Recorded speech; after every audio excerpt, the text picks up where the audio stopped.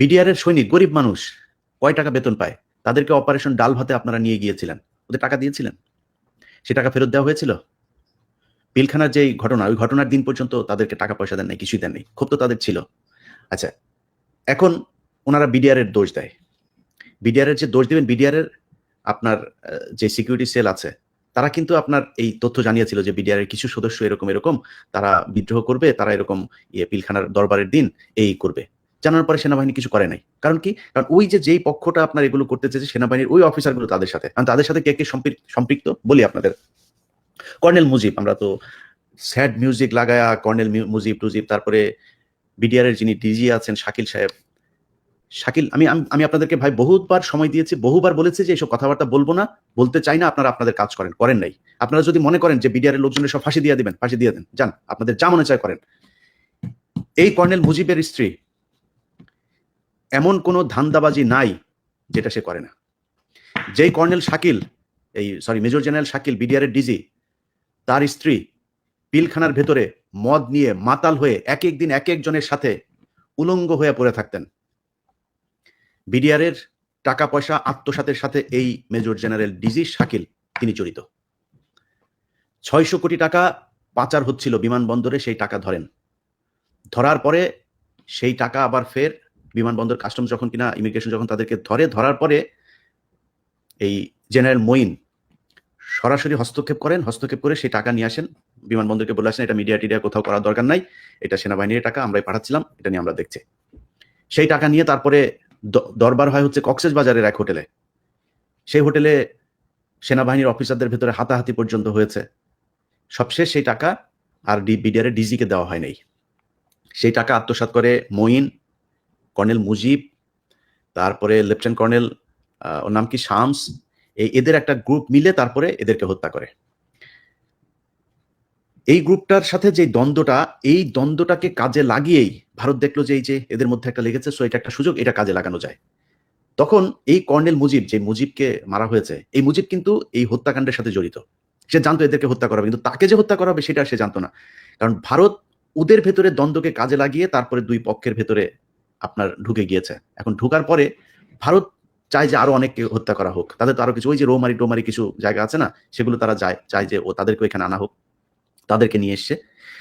ঠিক পিলখানার হত্যাকাণ্ডের 2 মাসের ভেতরে আপনি দেখবেন যে যেই পদায়নগুলো করা হয়েছে, ট্রান্সফারগুলো করা হয়েছে, এখান থেকে অনেককে সরানো হয়েছে, অনেককে ঢুকানো হয়েছে। কর্নেল গুলজার সহ আরো অনেক দেশপ্রেমী যেসব অফিসার আছে তাদেরকে এখানে ঢুকানো হয়েছে।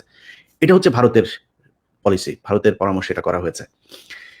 আর কর্নেল মুজিব এই পুরো কনস্পাইরেসি যেটা হয়েছে, আপনার বিডিআর এর যে সোলজাররা ছিল তাদের সাথে, তারা একটা কনস্পাইরেসির সাথে ছিল। তারা কিসে ছিল? তাদেরকে বলা হয়েছিল যে পিলখানায় একটা বিদ্রোহ হবে, দরবার শুরু হবে, দরবার শুরু হওয়ার পরে তোমরা যাবা, গিয়ে তারপরে বলবা যে আমাদের এই দাবি, এই দাবিগুলো মানতে হবে, না মানলে আমরা ডিজিকে মেরে ফেলবো, অফিসারদের একটাও যেতে দিব না। ব্যারিস্টার তাপসের বাসায় একটা মিটিং হয় 2008 সালে নির্বাচনের আগে। সেই মিটিং এর ভেতরে শেখ হাসিনা নিজে তাদের সাথে ফোনে কথা বলেছেন এবং এই বিডিআর এর যে সদস্য তাদেরকে আশ্বস্ত করেছেন যে তোমরা যা আমাদের এই তাপস এবং নানক যে আদেশ দিবে তোমরা এই আদেশ অনুযায়ী কাজ করবা। আমি যখন কিনা তোমরা বিডিআর এর ডিজিকে ধরবা, গান পয়েন্টে নেওয়ার পরে আমি তারপরে কিছুক্ষণ পরই যাবো পিলখানায়, গিয়ে তোমাদের সব দাবি দাওয়া মেনে নিবো এবং এই বিডিআর অফিসারদেরকে আমি সাথে করে নিয়ে আসবো। এরপর থেকে তোমরা স্বতন্ত্র একটা বাহিনী হবা, এখানে আর্মির অফিসারদের আর কোনো থাকবে না। এই মূলা ঝুলিয়ে তাদেরকে আশ্বস্ত করা হয়। তো বিডিআর কি জানে? বিডিআর জানে এখানে কোনো রক্তপাত হবে না, কিছু হবে না, যেহেতু কোনো অফিসারের কাছে কোনো অস্ত্র থাকবে না। বিডিআর এর সদস্য একটা অস্ত্র নিয়ে যেয়ে তাদেরকে জিম্মি করবে, তাদেরকে শেখ হাসিনা এসে নিয়ে যাবে, দাবি দেওয়াই হবে, বিডিআর এর অধীনে বিডিআর চলবে। এই হচ্ছে বিডিআর জানে। বিডিআর কে কিন্তু কোনো হত্যা কাণ্ড কোনো কিছুর ব্যাপারে তাদেরকে জানানো হয়নি এবং বিডিআর এর কেউ এটার ব্যাপারে জানে না। জানে কারা? এই কর্নেল মুজিব সহ এই কয়েকটা, এই যে শামস টামস, এরা জানে।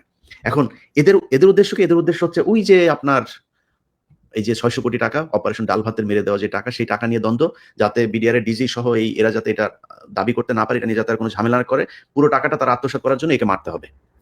এখন এটা হচ্ছে এদের টার্গেট। আর ইন্ডিয়া টার্গেট হচ্ছে যেসব অফিসাররা আসলে দেশপ্রেমিক, যারা কিনা রৌমারি সহ পাদুয়া বিভিন্ন জায়গায় ভারতীয়দের বিরুদ্ধে যুদ্ধ করে জয়লাভ করেছে, ভারতের ইন্টারেস্ট যারা বাংলাদেশে বাস্তবায়ন হইতে দেয় না, এই ধরনের অফিসারদেরকে আপনার হত্যা করা হচ্ছে ভারতের প্রক্রিয়া এবং এটার মাধ্যমে সেনাবাহিনীকে ধ্বংস করা হবে, যার মাধ্যমে এই গত 15 বছর বাংলাদেশ শাসন করেছে ভারত।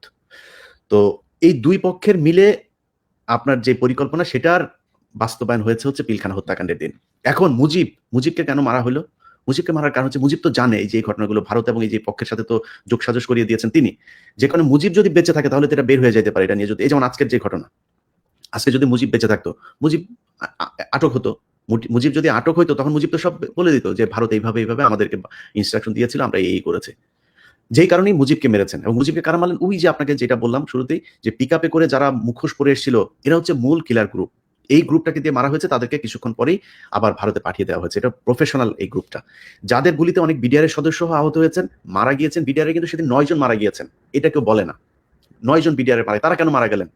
তারা তাদেরকে বাঁচাতে গিয়েছিলেন। এবং ওই যে ওই গ্রুপটা যারা কিনা মারতে এসেছিল, তারা তো সবাইকে চেনেও না। যারা গুলি করেছে, যারা যারা ছিল সবাইকে মেরে ফেলেছেন। আচ্ছা, তার মানে হচ্ছে বিডিআর এর ভেতরে একটা ক্ষোভ ছিল, যেই ক্ষোভের কারণেই তারা চেয়েছিল আর্মি অফিসার যেন এখানে না থাকে। তাদের সেই ক্ষোভ কি শোনা হয়েছে এখন পর্যন্ত? তারা যে অভিযোগগুলো করেছে সেই অভিযোগগুলো কি সব মিথ্যা কথা? যদি মিথ্যা না হয় সেটার জন্য কিচ্ছু করা হলো না। তাদের পোশাক পাল্টাইলেন, তাদের নাম পাল্টাইলেন, তাদের জেলে নিলেন, ফাঁসি দিচ্ছেন, মেরে ফেলছেন, নির্যাতন করে মারলেন।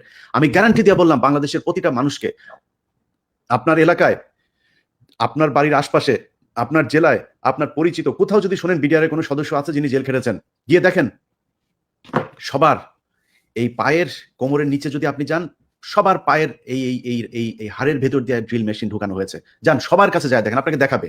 আমার কাছে অনেকগুলো ছবি আছে। এই সোশ্যাল মিডিয়ার যে রেস্ট্রিকশনস, এগুলোর কারণে এগুলো দেখানো যাবে না। এরকম অবস্থা, মাংস কাটা কেটে সেটার ভেতর ঢুকে অন্তত 50 ভাগ বিডিআর এর সদস্য তাদের যৌন শক্তি শেষ করে দেওয়া হয়েছে এই আর্মিরা নির্যাতন করে। তাদের কোনো বিচার হবে না? আপনারা সব সহি হয়ে গেলেন, আপনাদের নিয়ে কিছু বলা যাবে না? আমি ইলিয়াস যতদিন বেঁচে আছি, যতদিন বলতে পারবো মুখ দিয়া, ততদিন এগুলি বলে যাব। আপনারা মনে করার কোনো কারণ নাই যে আপনারা বিশাল বাল ফালানো কিছু হয়ে গেছেন, যে আপনারা যা মনে চায় তাই করবেন, আপনাদের বিরুদ্ধে কেউ কিছু বলতে পারবে না। আপনারা নিজেদের দোষ ঢাকার জন্য আজকে এই বিডিআর এর এই নিরীহ সৈনিকদেরকে আপনারা মারছেন। খোঁজ নেওয়া যায় দেখেন। কেন এই কথাগুলো কেন বলি? আমার তো এখন সরকারের সাথে আসলে এই সেনাবাহিনী এত প্রভাবশালী, এদের সাথে তো এই দ্বন্দ্ব বাঁধানোর দরকার নেই। আর ভাই, এখান থেকে বের হইতে পারি না। আপনি পরিবারগুলোর কাছে যান, পরিবারগুলোর অবস্থা দেখেন। এক একটা পরিবার না খায় মরছে। বউ নাই, বাবা মা মারা গিয়েছে, ভাই বোন খবর নেয় না, জেলখানায় কোনো খোঁজ নাই, ওষুধ খাওয়ার পর্যন্ত কোনো ব্যবস্থা হয় না এই জেলখানার ভেতরে। গত 5 তারিখের পর থেকে তাদের সাথে কিছুটা নমনীয় অবস্থায় আছে জেল কর্তৃপক্ষ। এর আগে তাদের চিকিৎসা হইলে এমন ভাবে তাদের চিকিৎসা প্রক্রিয়া নেওয়া হইতো। ওইখানে একজন ডাক্তার ছিল, এই ঘটনার সাথে হাসপাতালের যে চিকিৎসক তাদের চিকিৎসা দেয় নাই, সে দায়ী। এই হাসপাতাল এই 25 তারিখের পর থেকে যত কয়জন আপনার বিডিআর এর মারা গিয়েছে, এদেরকে যে ডাক্তারের সার্টিফিকেট, আপনার পোস্টমর্টম সার্টিফিকেট, এদেরকে যে ডাক্তারের কাছে নিয়ে যাওয়া হতো, যে হাসপাতালে নিয়ে যাওয়া হতো, সব কয়টাই কিলিং এর সাথে জড়িত। এগুলো কমিশনের তদন্তে বেরিয়ে আসবে। আপনারা বাঁচতে পারবেন না, তো আপনারা চাইলেও বাঁচাইতে পারবেন না। আমার কথা হলো যে ভাই, আরে ভাই, আপনারা সেনাবাহিনী, আপনারা তো দেশপ্রেমিক, আপনারা অনেক ভালো, দুদকের চাই অনেক ভালো, পুলিশের চাইতে অনেক ভালো, বিজেপির চাইতে অনেক ভালো, অনেক ক্ষেত্রে আপনারা অনেক ভালো। আমরা আপনাদেরকে ভালোবাসতে চাই। আপনারা কি চান? আপনারা আসলে মানুষের ভালোবাসা পাইতে চান। আপনাদেরকে বারবার বলা হচ্ছে, আপনি এই দায় নিচ্ছেন কেন? আপনি তো পিলখানা হত্যাকাণ্ডের সাথে জড়িত না। আপনি তাদের টর্চার করেন নাই। আপনারা এখন যে অফিসার গুলো আছেন, ওয়াকার থেকে শুরু করে এখন এই যারা আছেন, আপনাদের এর সাথে জড়িত না। তো সমস্যা কি? আপনারা এটা দায় নিচ্ছেন কেন? আপনারা সেনাবাহিনী সবাইকে বাঁচাইতে চাচ্ছেন কেন? আপনারা সেনাবাহিনীর কিলারদেরকে বাঁচাবেন, আপনারা এই যারা সেনাবাহিনীর অফিসারদেরকে যারা গুম করলো, জেলে পাঠাইলো, বিদেশ পাঠাইলো, চাকরিচ্যুতি করলো, তাদেরকে বাঁচাইতে চান কেন? আপনাদের এখন যারা আছেন, তারপরে আপনাদেরকে নিয়েও কিছু বলা যাবে না। সেই দিন বাংলাদেশে নাই তো। আপনারা সেনাবাহিনী নিয়ে কিছু বললে আপনি উঠায় নিয়ে যাবেন, সেই দিন নাই ভাই।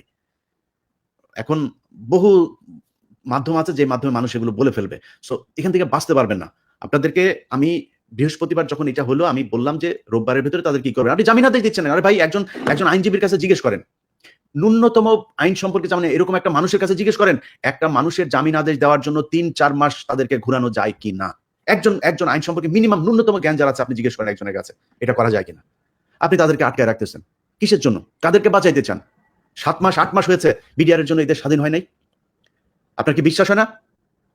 আল্লাহর কসম করে বললাম, আল্লাহর কসম করে যতটুকু এদের ব্যাপারে জেনেছি, এই এই মুহূর্তে জেলখানায় যে মানুষগুলো আছে, যদি কম হয়, যদি একদম কমও হয়, 80 ভাগ মানুষ নির্দোষ, একদম নিষ্পাপ, কিচ্ছু জানে না।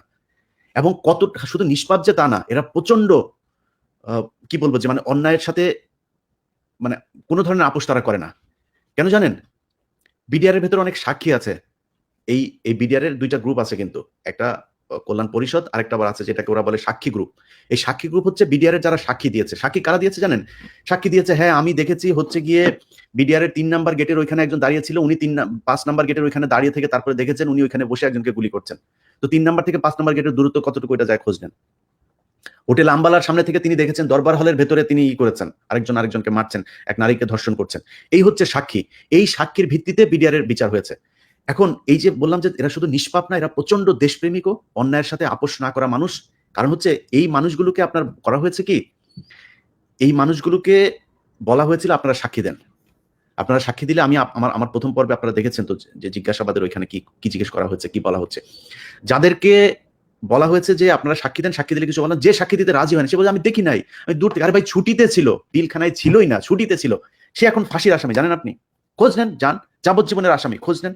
ছুটিতে থাকা মানুষ, ছুটিতে ছিল, চাকরি চলে গিয়েছে, 5 বছর 6 বছর জেল খেটে তারপর বসিয়ে রেখেছে, নির্দোষ, চাকরি ফেরত পায় নাই। এটা কোন আইন?